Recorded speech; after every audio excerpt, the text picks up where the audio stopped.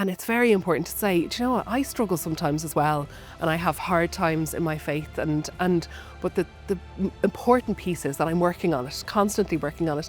And I think if I live to 90, I'll be working on it. It's not that I'm going to reach a point and that's it. Perfection.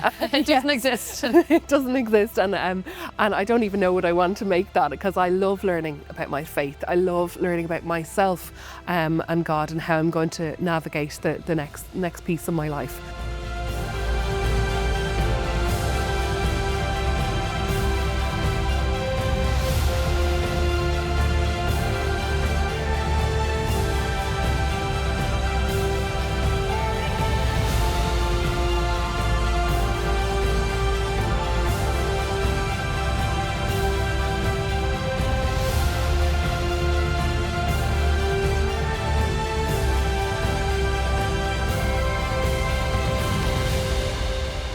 Hello and welcome to God's Call, My Faith Journey. I'm Wendy Grace. These are conversations that we have with ordinary people who share with us their extraordinary experience of faith in their life, where God is in it all. Today I have an incredible young woman. She's a mum to 2 small children and does really fantastic work with Trócaire. She's going to share with us a little bit about her faith and where it all fits into her life. It's great to have with us Anna Keegan today. Anna, thanks for being with us. Thanks, Wendy. Okay, we'll go back before we go forward to today. Did you grow up in kind of a faith-filled house? Was it something that came later on? Yeah, I was lucky. I grew up in a very faith-filled house. Sunday Mass was a staple, we'll say, and a very important part of our week. But I suppose what was really great for me was faith was also encouraged to be extremely debated around the kitchen table. Lots of great conversations. Lots of great rows, lots of great conversations, lots of, no, I don't think that, yes, I do, or why. And that was really, I felt anyway, encouraged by my parents, by, other relations and friends that would visit our house. And friends of my parents, I suppose, I feel like we'd all sit around the kitchen table. It wasn't kind of like the kids were in one room and we were all encouraged to kind of challenge, to talk and to chat together. So that idea from even a young age of it's faith and reason. God wants you to ask questions. He wants you to wrestle with stuff needs to be wrestled with. Yeah. And I think what really was interesting to see, my parents never hid, do you know, if they were going through a little struggle in their faith maybe, or anything like that. And I think I have a really good memory of that as a child, of being like, oh, it's okay to, it ebbs and flows and we try our best all the time, but not every, this is an ongoing journey. It's not just, oh, okay, I believe in God and now I don't have to do anything. This is what you believe, you must believe it. Which it does, it backfires, I would say, in a lot of cases. Yes, I think. Yeah, because it has to grow with you as you grow as a person, as you become an adult and you wander through life. You have to encourage and develop that part of your life as well. Did that help you kind of keep your faith? Because so often people say, oh, it's very tough in the college years or secondary school or teenage years, that kind of, we're going to can have kind of intellectual debates and discussions, and yeah, you kept on the journey. On the journey. Yeah, I think it did. I think it made me, I suppose, really aware to be able to chat to people of no faith and of different faiths. And I suppose, though, I have to be honest and say, I just had a real personal kind of relationship with God always, that I felt very solid in myself about during my teenage years and during my 20s. I had a lovely group of friends as well who were in their faith, and I think that really helped. How did you meet them? Was that through school or prayer groups? I met them through World Youth Day. So I went to World Youth Day at 17 in Toronto, and I think that really helped me. I would have been involved in choirs and different things like that in parish level, but having a group of friends who were into their faith as well really, really helped. And so did you go as a group together from your local parish, or? Yeah, so I went with the Dublin Diocese. Okay, so then you got to meet people who were close by to you. Yes, exactly, yeah. So, people who weren't that far away, and got to stay connected with them when we came home.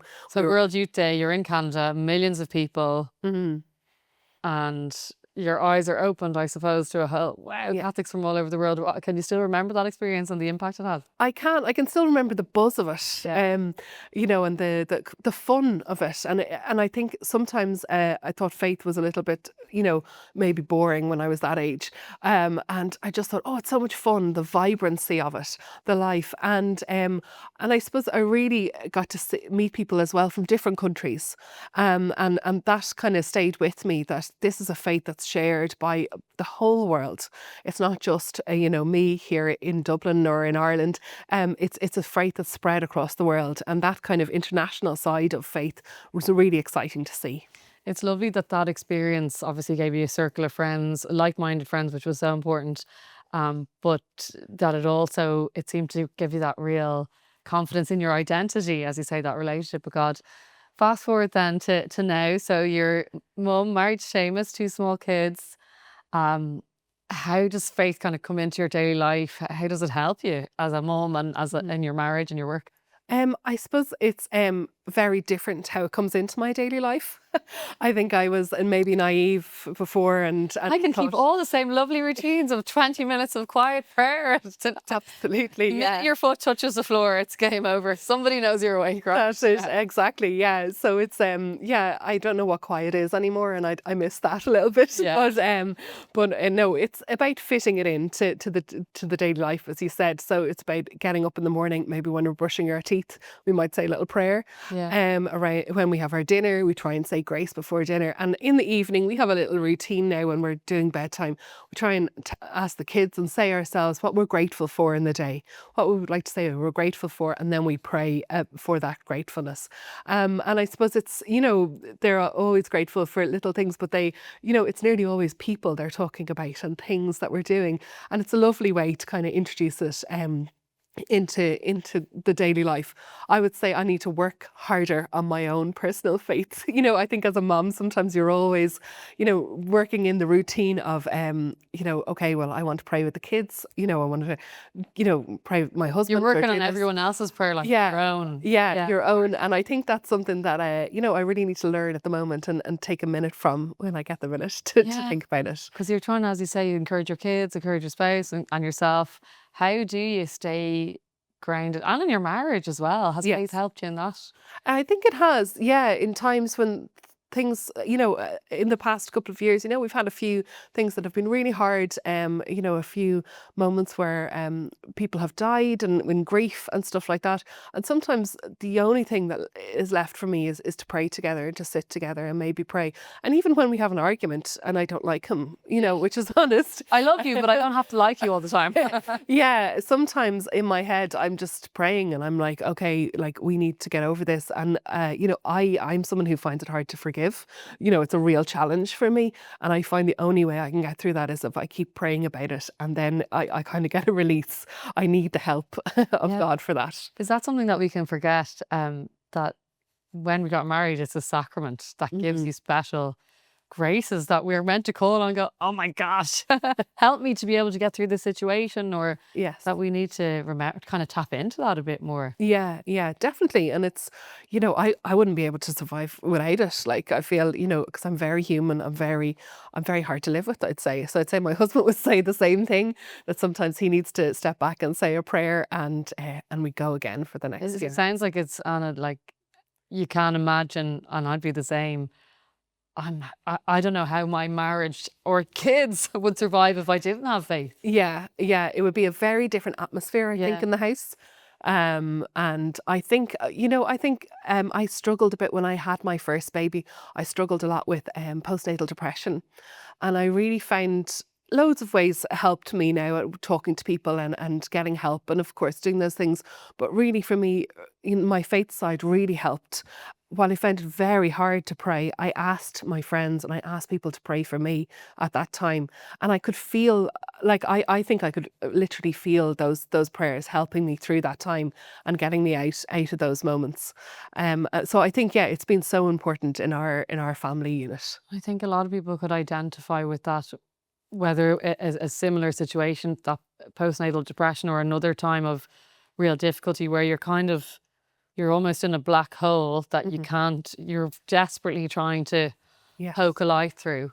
Um, and I think that's so important for people. Sometimes people, when they hear, "Oh, you're a person of faith," they think it's all kind of happy Yes. clappy, easy, and is it that God was there in the darkness, in the dark Yes. hole, that Yeah. we feel that pressure that, well, because I'm a person of faith, well, I'm not allowed to feel that this Mm. way. Yeah, and I think that's really important to say to people. Especially, I've always worked as well. My jobs have always been to do with faith, and it's very important to say, do you know what? I struggle sometimes as well, and I have hard times in my faith. And but the important piece is that I'm working on it, constantly working on it.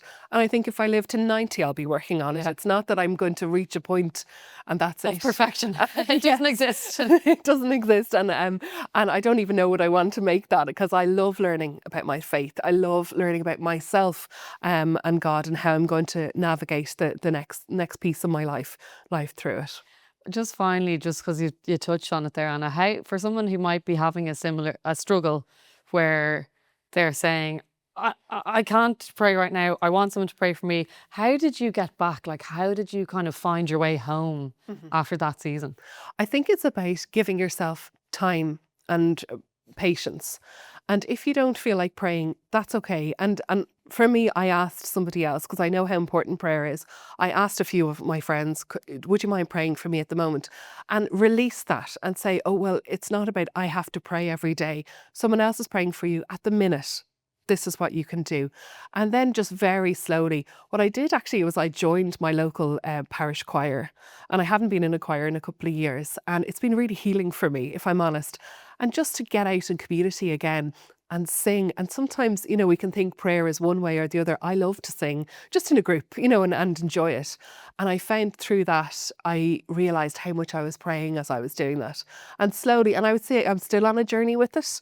I'm not fully back, I'd say, to the way I was or anything like that. But I think that's really helped me finding different ways and new ways to pray. Well, thank you so much for sharing that with us. I'm sure it's going to help someone who's listening or watching that just kind of going, I needed to hear that today. So thanks for sharing with us about your faith, your story, and Thank you. God bless you and your beautiful kids and husband as well. And of course, the work that you do with Trócaire as well. And thanks so much for being with us today. Thank you, Andy.